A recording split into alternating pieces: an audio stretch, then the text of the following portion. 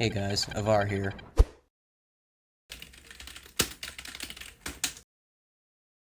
Wait, what? It's time to talk about clouds. Recently, or at least semi-recently, you probably noticed that you started having way more clouds in your games. These things show up at or below ground level on a lot of maps, especially on Mysterious Valley or Rocky Pillars. Every time you end up on Mysterious Valley, at least one mountain will be shrouded in a cloud. They make multipathing impractical in top tier, they make the maps look bland, and combined with the suboptimal spotting system, they lead to either not being able to see an enemy that's right in front of you, or getting jumped by a dude that you had no idea was there, even though he was next to you the entire time. But that's not the spicy part. War Thunder's clouds are not fully synchronized on the server. As far as I've been able to gather, they are partially client-side. This means that it's possible for you to be in the clouds on your screen, but according to the server or someone else's client, you are not. This leads to getting gunned down by a dude you couldn't see because he didn't have clouds on his screen, or being unable to lock a guy with an IR missile shot in clear sky because the area has clouds on the server. It's arbitrary and unbalanced. Often you'll get locked up with a radar missile point blank, and your first warning of an enemy will be the missile diamond on your screen. This is especially bad on planes that have mediocre RWR with no launch warning.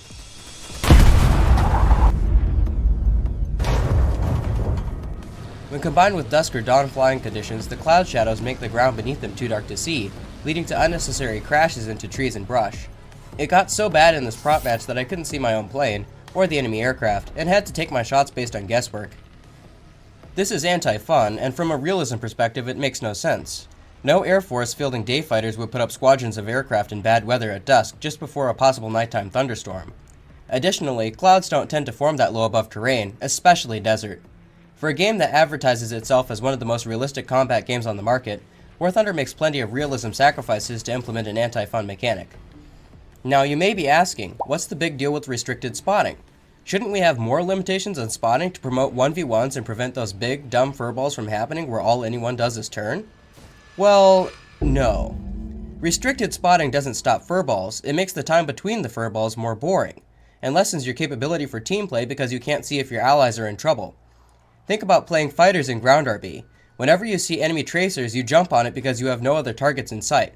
It's the same thing with a hypothetical ARB with no marker scenario, or the current cloud spotting system that we have now. But the consequences extend even further. Because one guy is next to you and spotting you in the clouds, the enemy team can see you, but you can't see them, leading to one-sided ambushes. This is unbalanced because it gives one side extra information based on an arbitrary mechanic. Sometimes you're spotted by a guy 2 kilometers away in a cloud. Sometimes you're right behind a guy and you can't see him at all. It's disappointing that we've come all this way in terms of graphical development since 2016, but we still can't shake the issue of map-wide clouds and a spotting system that will either light you up for the enemy team, or give you no warning when a guy is 2 kilometers away and about to slam you out of the sky. So, how could Gaijin fix this? It would take work, but not much. They should remove the thunderclouds, cloudy, overcast, fog, and rain presets from ARB, and rework the low clouds preset so the clouds aren't shrouding literal mountains. Most importantly, they should make the clouds synchronized through the server to eliminate or at least minimize cases where one player thinks they are in a cloud while they are in reality flying through clear air. Finally, they should let us have clear weather again. I watched another YouTube video that made an excellent point. When is the last time you got a map that had no clouds at all? I dare you to look through your replays and find a single ARB game in this patch with clear weather. War Thunder is a game about information. The players with better game knowledge and situational awareness have a better chance to win. This is how ARB works. This is how ground RB works. Knowing what's going on is the keystone of higher level play, but you can't have said higher level play when you can't see the enemy that you're shooting at, or you're spotted for the enemy team while you can only see one guy. This is an issue that affects every BRN player, and I hope Gaijin addresses it in 2025. Storm Warning's changes to the ticket bleed system have given me hope that things can change for the better with enough outcry from the player base, so it's not all doom and gloom.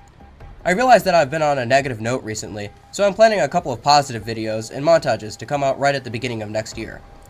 Anyway, that's enough for today. I've linked my Discord server in the description so you can join my small community. Have fun out there, and I'll catch you next time.